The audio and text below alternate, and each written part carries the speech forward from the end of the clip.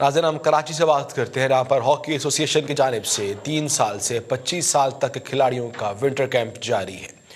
वहाँ की सूरत हाल का रायदा लेंगे हम नदीम शहजाद से। नदीम, क्या बताएंगे आप हमारे नाज़रीन को?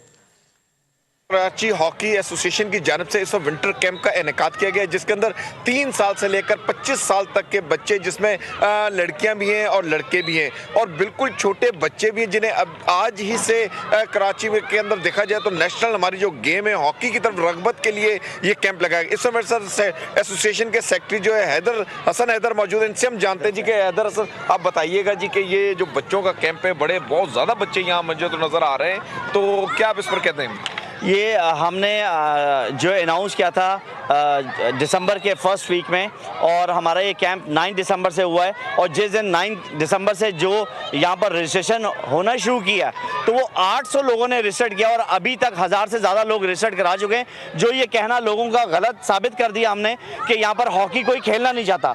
हॉकी बहुत लोग खेलना चाहते हैं। ये हमारा नेशनल गेम कराची से रिवाइव होगा तो ये पाकिस्तान की तरफ जाएगा।